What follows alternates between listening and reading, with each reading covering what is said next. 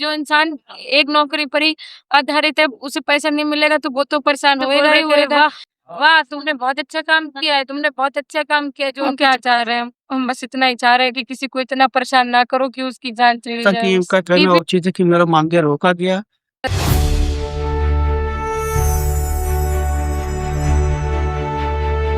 32 जनवरी को इनका अकाउंट पहले किसी ने लोन लिया होगा अकाउंट पे, पता नहीं किसने लिया, ना बिना हम लोग की परमिशन के, ना कैसे लिया गया, कुछ नहीं पता।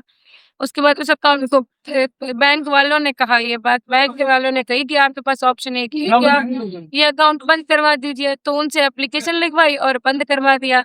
बाद में हम लोग को पता चला कि इसे बंद करने से थोड़ी दिक्कत है, तो हम गए पूछने। तो बैंक वाले इस चीज पे राजी नहीं हो रहे कि हमने कहा, कह रहे नहीं ऐसा हो ही नहीं सकता, हमने नहीं कहा, हमने नहीं कहा, जबकि उन्होंने ये बात कही। फिर हमने कहा चलो हो गया तो हो गया। उस अकाउंट को लेके हम लोग पहले ऑफिस गए।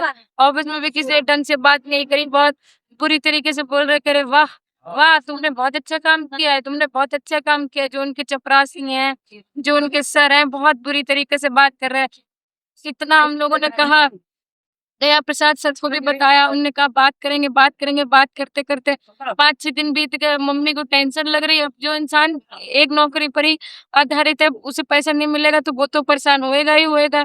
फिर हम लोग इसे लेके सीडीपीओ के पास गए। सीडीपीओ ने कहा डीपीओ से बात करो, तो हम लोग उस एप्लीकेशन को लेके डीपीओ से गए। हम लोगों ने सोचा कि वो सही से बात करेंगे। उनने हम लोगों से इतनी बुरी तरीके से बात करी, मेरी मम्मी को इतना डांटा, इतनी बुरी तरीके से बात करी। आंगनबाड़ी कार्यकर्त्री थी। पहले तो हम लोग जब वहाँ पे गए तो उन्हें उन्हें बहुत बुरी तरीके से कहा कि तुम क्या करने आई हो यहाँ पे? तुम क्या करने आई हो? तुम बहुत मतलब बेकार हो, तुम्हारे पास, तुम बहुत चालू हो, तुम्हारे पास बुद्धि नहीं है, बेवकूफ हो, हम लोगों को बेवकूफ बनाती रहती हो, अपने आप काम करके आ जाती हो और हम लोगों से कहती हो कि सर ये कर दीजिए, वो कर दीजिए, बेवकूफ बनाती रहती हो। बहुत बुरी तरीके से चलो हटो हटो यहाँ से हटो, हमारे पास साल भर के लिए मत आना सैलरी करवाने, तुम्हारा अकाउंट कौन जुड़वाने जाएगा?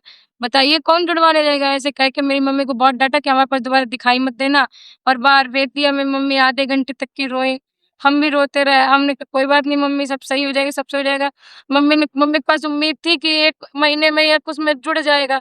ये लोग जोड़ ही नहीं रहे। बीएलओ में भी ड्यूटी लगवा दी, रोज यहाँ से वहां तक जाना, किराया खर्चा सब कुछ। और मम्मी की तबीयत खराब, मम्मी कह रही मेरी तबीयत नहीं सही है, अब आप क्या बीएलओ चाह का रही काम हैं? नहीं अब कर आप क्या चाह पाएंगे। रही हैं? हम क्या चाह रहे हैं? हम बस इतना ही चाह रहे हैं कि किसी को इतना परेशान ना करो कि उसकी जान चली जाए बस। डीपीओ से हमें बहुत शिकायत है।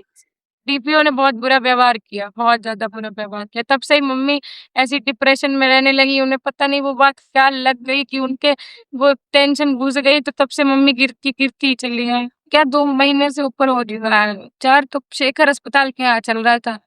कल मम्मी का देहांत हुआ है।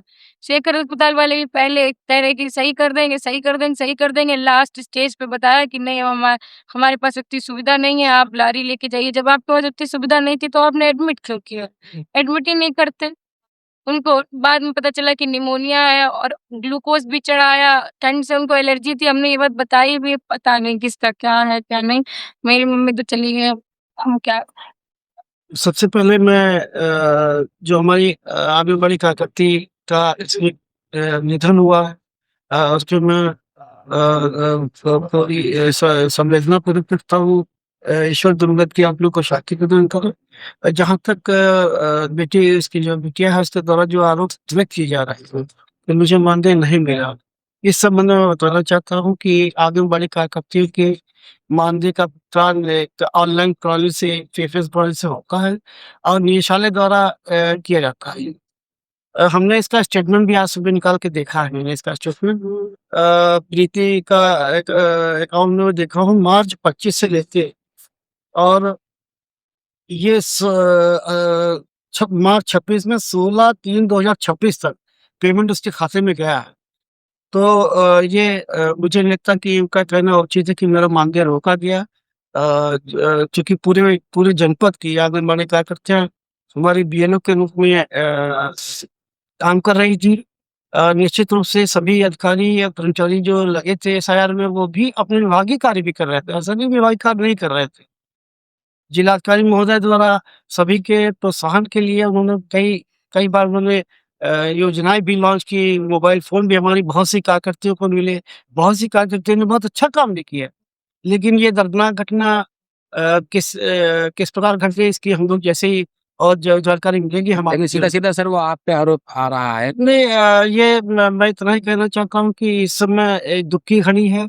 हम किसी के ऊपर कोई आरोप नहीं लगाना चाहते हैं। मेरे यहाँ जो भी आता हो, चाहे वो आंगनबाड़ी कार्यकर्ती हो, चाहे सहायिका हो, चाहे आम जनमानस हो, हमने सभी से कभी ऐसा व्यवहार नहीं किया कि हमारे व्यवहार को लेके कोई इस तरह की बात आए।